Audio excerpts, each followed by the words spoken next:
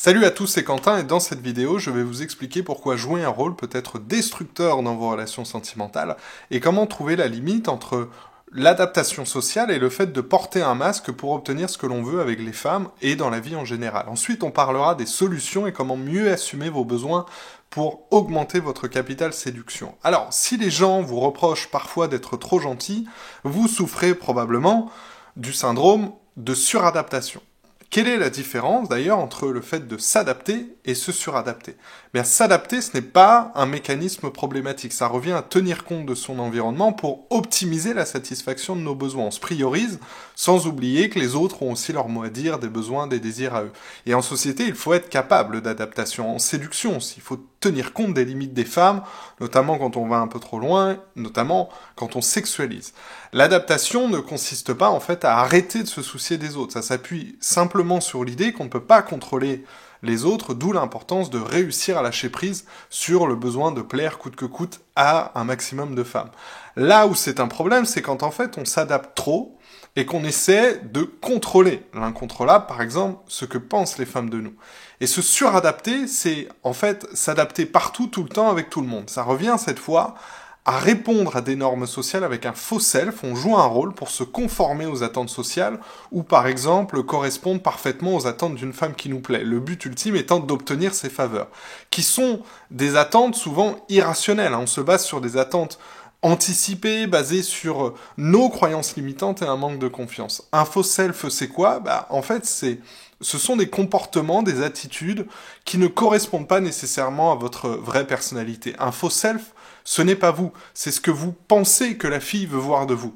Donc ça peut être vraiment dans un but de mise en sécurité pour s'assurer que la fille vous apprécie, même si sur le long terme, souvent c'est pas une bonne idée puisque ce n'est pas vous, elle ne voit pas le vrai vous. Quand on se suradapte, on va forcément à l'encontre de sa propre nature. La personne fait des efforts surhumains pour ressembler, vous savez, à ce travailleur idéal dont rêve le patron, à cette image d'homme parfait dont rêvent les femmes, à celle du fils idéal dont rêvent tous les parents, à ce partenaire sexuel idéal dont parlent les articles dans les magazines, à cet étudiant idéal auquel s'attend le professeur, à ce chic type idéal que souhaitent les amis, etc., etc.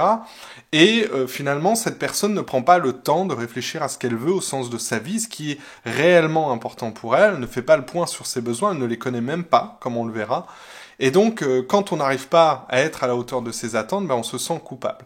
Donc finalement, quelqu'un qui est dans un faux self, qui met un masque, ne fait plus ce qui est bon pour lui, mais ce qui est bon pour les autres. Et donc le problème quand on commence à agir pour se fondre avec les autres, c'est qu'on perd finalement une part de notre personnalité jusqu'au point où on peut presque être insipide. Un homme qui se suradapte, notamment avec les femmes, il perd sa singularité, il est lisse. Et quand on commence à s'oublier, quand on commence à s'adapter excessivement, le pire, déjà, c'est que ça ne marche pas, donc il y a une estime de soi qui diminue, et puis il y a cette sensation de vide qui s'installe.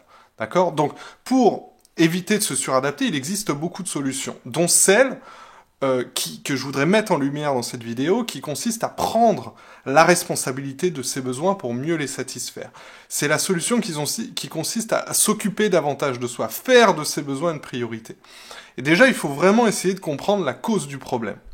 Le fait de ne pas réussir à faire ça, le fait de ne pas réussir à s'occuper de soi-même et à faire passer nos besoins avant ceux des autres, ça renvoie à ce qu'on appelle en psychologie une honte toxique. Une honte d'être soi-même en société, en quelque sorte. Et cette honte-là, elle fait écho à la croyance fondamentale et inconsciente selon laquelle, si on est trop soi-même, les gens vont nous rejeter. Que si on est trop soi-même, les gens et les femmes ne nous aimeront pas. Ça vient de notre niveau de sécurité intérieure. Le niveau de sécurité intérieure, c'est associé à la théorie de l'attachement. Notre figure d'attachement, quand on est bébé, à la naissance, c'est la maman. Généralement. Elle est là pour nous apporter de la sécurité, nous rassurer. Elle va rassurer par sa présence, par son amour inconditionnel, par le fait que lorsque le bébé pleure, elle le rassure. Quand l'enfant fait une crise, elle va écouter sans juger. Quand il a un besoin, elle ne va pas l'ignorer. Ce principe de la théorie de l'attachement, c'est que l'enfant, il est entendu, il est écouté, il est compris, il se sent digne d'être aimé. Il se sent digne d'être qui il est. Il se sent digne d'avoir des besoins.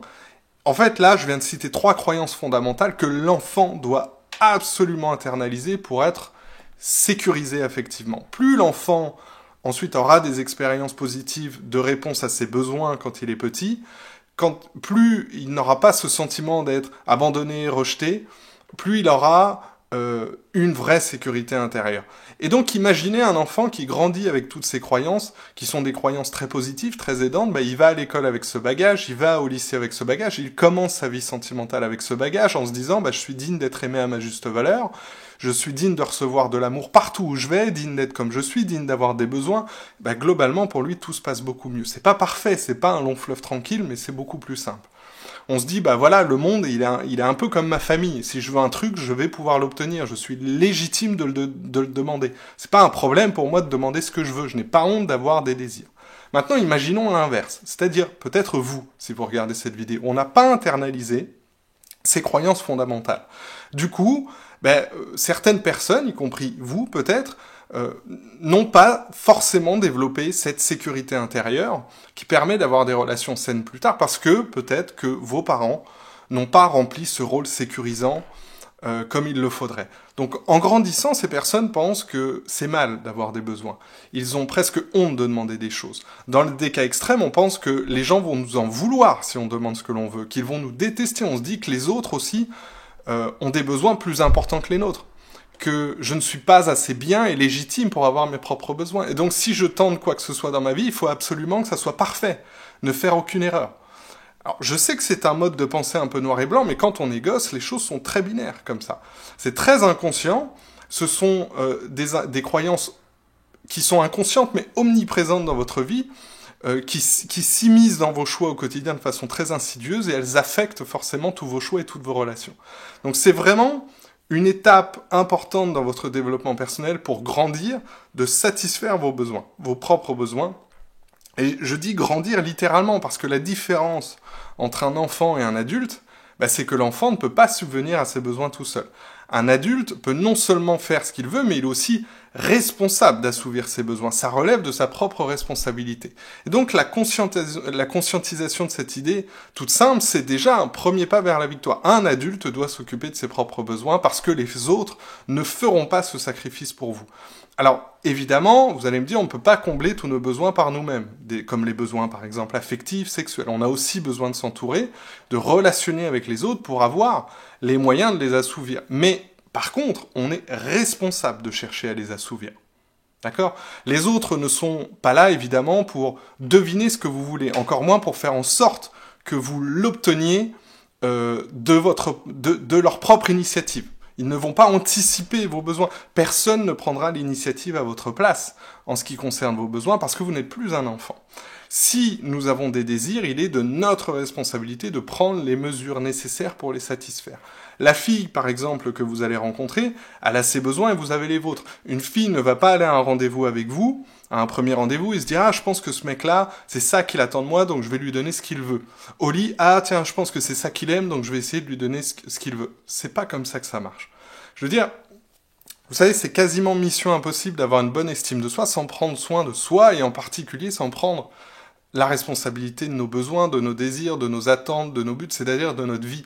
Certaines personnes sont, vous savez, vraiment horrifiées quand on leur dit que chacun est responsable de ses propres désirs et qu'on n'est pas là pour satisfaire ceux des voisins, même des proches, même notre petite amie, même notre femme, ça leur paraît être le comble, vous savez, de l'égoïsme. Mais en fait, il s'agit d'une position de bon sens. Et je vous le dis, ça évite des problèmes personnel, relationnel, la majorité des problèmes en fait. Si je passe mon temps à essayer de faire plaisir à autrui, en m'oubliant moi-même tout ça pour avoir ce que je veux, je vais forcément, très certainement accumuler de la frustration parce que ça ne marche pas. D'accord ? Alors, il y a des hommes, notamment parmi mes élèves, qui essaient d'obtenir ce qu'ils veulent sans le dire. Ça s'appelle, vous savez, faire un contrat indirect. On fait un contrat tout seul dans sa tête, ça ne marche pas. Ça aussi, ça génère de la frustration. Par exemple, vous savez, un cas classique, c'est jouer au mec sympa avec une femme pour satisfaire nos besoins affectifs et sexuels. Ça, c'est un moyen détourné d'avoir ce qu'on veut. Inconsciemment, vous voulez en fait que la fille vous rende l'appareil. C'est une gentillesse transactionnelle. Et les tentatives pour satisfaire les autres, les femmes, en espérant que la fille va faire de même pour vous, à court ou moyen terme, je vous le dis, c'est voué à l'échec. Faire semblant de ne pas avoir de besoin, ça ne fonctionne pas non plus. D'accord ? Donc, les moyens détournés, ça ne fonctionne pas. Faire semblant de ne pas avoir de besoin, ça ne fonctionne pas, c'est même pire. D'accord ? Donc, les femmes n'attendent absolument pas je vous l'ai dit, que vous soyez capable de deviner et combler leurs besoins. C'est même une démarche repoussante. Au contraire, elles veulent savoir ce que vous voulez. Elles veulent savoir ce que vous attendez d'elles, de la vie, quels sont vos désirs. Et elle décidera ensuite si oui ou non, elle va vous aider à les assouvir. Et vice-versa, pareil avec le sexe. D'accord ? Une sexualité est épanouie lorsqu'on assume pleinement la satisfaction de ses besoins. Lorsqu'on assume pleinement la satisfaction de son excitation. D'accord ? C'est en gros être capable de dire voilà ce que je veux, elle accepte, c'est parfait. Encore mieux si voilà elle y trouve de l'intérêt de façon réciproque. Et je constate notamment avec les hommes de ma communauté qu'ils ont vraiment beaucoup de difficultés à faire le point sur ce qu'ils veulent, à faire le point sur leurs besoins ainsi que leurs désirs. C'est flagrant, vous savez, notamment au moment de faire une description pour les sites de rencontres. Quand je leur demande alors, qu'est-ce que tu as envie d'écrire? Dis-moi ce que tu recherches, à quoi ressemble ta vie, qu'est-ce que tu aimes faire, à quoi ressemble ta petite amie idéale, ils me répondent, en fait, j'en sais rien, moi j'ai passé toute ma vie à penser aux autres, à réfléchir à comment contenter les autres. J'ai passé les 10 dernières années de ma vie à rendre ma femme heureuse, à m'occuper des enfants, de la maison. Donc, en fait, je leur demande un changement total de paradigme et de se mettre dans la position de je choisis. Voilà ce que je veux. Voici mes besoins. Je veux les assouvir. Et c'est très, très contre-habituel pour eux de se prioriser. Ils me disent, ah bon, j'ai le droit de dire ce que je veux? Ben oui. D'accord? Et ça, encore une fois, c'est parfois la conséquence d'une vie entière à s'oublier. Certains hommes ont passé 15 ans avec une femme. Quand je leur demande de me décrire leur vie passée, j'essayais de rendre ma femme heureuse, d'avoir une relation tranquille, je m'occupais de mon fils et je sortais le chien tous les soirs. Je caricature à peine. À tel point qu'ils ne se sentent pas du tout singuliers. Ils n'ont pas le sentiment de pouvoir apporter une différence aux personnes qu'ils vont rencontrer. Donc, maintenant qu'on a compris qu'une personne doit satisfaire ses besoins, ses désirs, que personne d'ailleurs ne va le faire à votre place, il s'agit de mettre en place ensuite des attitudes, des comportements adéquats pour obtenir ce que vous voulez. Certaines personnes qui manquent d'estime et de confiance en soi n'osent pas forcément demander ce qu'elles désirent, ils le font très maladroitement, de façon détournée, je vous le disais, parfois même pour des personnes confiantes, il faut le dire aussi, c'est parfois difficile de demander les choses. Donc le premier exercice, c'est tout simplement de prendre une feuille blanche, de tracer 2 colonnes, et d'écrire tous vos désirs à droite et tous vos besoins à gauche. Les désirs, c'est j'ai envie de commencer la boxe, j'ai envie d'aller au cinéma une fois par semaine, j'ai envie de m'acheter un vélo électrique, j'ai envie de décorer mon appartement, écrivez tout, je veux plus voyager, etc. À gauche, vos besoins. Un besoin, c'est quelque chose de plus vital. J'ai besoin d'aller chez le dentiste, j'ai besoin de voir un kiné pour mon genou qui me fait mal depuis des lustres, j'ai besoin de trouver une petite amie qui me correspond, qui me respecte, j'ai besoin de manger mieux. Et vous allez voir que si vous faites ça, votre vie va s'améliorer quasiment instantanément. Vous allez avoir une vie plus remplie, plus de choses à raconter, plus de choses à faire, et donc devenir plus intéressant. Votre self-love, vous savez, votre bien-être va augmenter en flèche, et ça va augmenter aussi la qualité de vos relations. Et le meilleur dans tout ça, vous en ferez rapidement le constat, c'est que de plus en plus de gens voudront participer à votre vie. Et ces personnes-là seront ravies de vous aider à satisfaire vos besoins, y compris les femmes. D'accord? Un homme qui poursuit ses rêves, ses envies, qui se priorise, est un homme séduisant. Il dégage de bonnes vibrations. Donc ça, c'était le premier exercice. 2 colonnes, désirs, besoins, et on les regarde. Deuxième exercice, c'est de chercher ce que j'appelle des relations coopératives qui peuvent vous aider à satisfaire vos besoins. Je vous le disais tout à l'heure, on ne peut pas combler tous nos besoins par soi-même.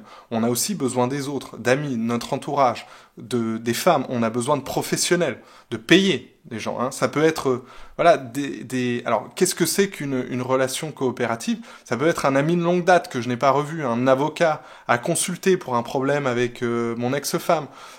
Tiens, j'ai aussi besoin d'un comptable, j'ai besoin d'un coach sportif. Voilà, c'est coopératif. Pourquoi? Parce que tout le monde y trouve son compte. Par exemple, je paye quelqu'un pour qu'il m'aide en retour. Il m'aide à assouvir mes besoins, il touche de l'argent en échange. Ça, c'est important de l'écrire, parce que souvent on oublie. Oui, donc ça, c'est vraiment important de l'écrire, parce que souvent on oublie. On oublie de chercher un dentiste, on oublie qu'on avait envie de se faire masser, etc., etc. Et il y a vraiment des mecs qui me disent, des fois en réponse à cet exercice, Quentin, combien il en faut des relations coopératives? Et je leur dis, mais pourquoi pas 50, 100? Et là, ils me disent, 50? Ils ont vraiment déjà le syndrome de la page blanche, et je leur demande d'en avoir 50. 50 relations coopératives à réutiliser, à chercher autour de vous, celles que vous voulez ajouter à votre vie pour vous sentir complet, en tant que personne, vous sentir en harmonie, vivre votre vie, tout simplement. D'accord?